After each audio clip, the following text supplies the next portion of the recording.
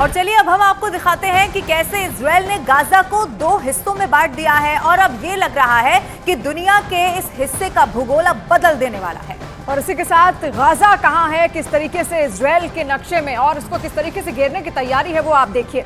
ये है दरअसल गाजा, उत्तरी गाजा की तस्वीर जो लाल क्षेत्र में आप देख रहे हैं और ये पूरा का पूरा गाजा पट्टी है। और ऐसे में ये जो लाल हिस्सा है वो गाजा है जिसमें अंदर तक इस वक्त इजराइल की सेना घुसी हुई है और इसे 2 हिस्सों में बांट दिया गया है। और वो 2 हिस्से कौन से हैं ये भी जरा आप समझिए। 2 हिस्से हैं उत्तरी गाजा और इधर आता है दक्षिणी गाजा से, क्योंकि इन दोनों को अब यहाँ से अलग कर दिया। और ये जो उत्तरी हिस्सा हम आपको दिखा रहे हैं इसे भी चारों तरफ से इस वक्त घेर लिया है और धीरे धीरे इजराइल की सेना अब अंदर दाखिल हो रही है। लेकिन फिलहाल गाजा में हमास के आतंकी मलबों और बिल्डिंगों में छिपे हुए हैं, सुरंगों में ये छिपे हुए हैं और लोगों की आड़ लेकर अस्पतालों, मस्जिदों और स्कूलों में ये छिपे हुए हैं। लिहाजा इजराइल की पैदल सेना को तमाम तरह की चुनौतियों का सामना इस क्षेत्र में करना पड़ रहा है। और यहीं पर जिसकी हम बात कर रहे हैं, यहीं पर अल शिफा अस्पताल, जिसकी तस्वीर हमने आपको पहले भी दिखाई, यहाँ पर अल शिफा अस्पताल को आईडीएफ ने पूरी तरीके से घेर लिया है और हमास के साथ करीब 40 घंटे से जंग यहाँ पर चल रही है।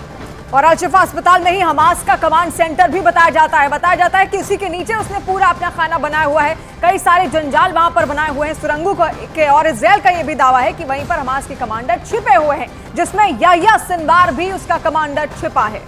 अब देखिए आपको हम वो वीडियो दिखाते हैं जो हमास की तरफ से खुद जारी किया गया है। इस वीडियो में देखा जा सकता है कि कितना नजदीक से हमास के लड़ाके इजराइल के टैंक को यहाँ पर निशाना बना रहे हैं। देखिए हमास के जो लड़ाके हैं वो भी पीछे नहीं हट रहे हैं। इजराइल तो जवाबी कार्रवाई कर रहा है, लेकिन इसमें आप देख सकते हैं किस तरीके से ये पूरा वीडियो इंटेंशनली शूट किया गया है ताकि इसको किसी भी तरीके से वायर किया जा सके और दिखाया जा सके कि किस तरीके से वो भी इजराइल की सेना को मुंहतोड़ जवाब यहाँ पर दे रहे हैं। तो ऐसे कई सारे जो क्षेत्र हैं, कई सारे जो हिस्से में यहाँ पर लोग भी रहते हैं, जो लोग काफी लोग शिफ्ट भी हो चुके हैं, लेकिन हमास खुद चाहता है कि वहां पर गाजा पट्टी के अंदर जो लोग हैं वो वहीं पर रहे ताकि उन्हीं का सहारा लेकर वो इस जंग में आगे बढ़ सके जिस तरीके से वो लगातार बढ़ रहे हैं। और हमास बार बार ये दिखाने की भी कोशिश करता है कि वो कितना खूंखार है और इसी युद्ध नीति के तहत, छापामार युद्ध नीति के तहत वो काम कर रहे हैं। गलियों में आने वाले टैंक को वो छिपकर निशाना बनाते हैं और फिर उन्हीं गलियों में गायब हो जाते हैं। और ज्यादातर आतंकी कंधे पर रखे हुए रॉकेट लॉन्चर का भी इस्तेमाल करते हैं और मलबों में, इमारतों में लगातार वो घात लगाकर हमला करते रहते हैं। ऐसे में आप देख भी सकते हैं किस तरीके से कंधे पर बंदूक रखकर वो लगातार आगे बढ़ रहे हैं,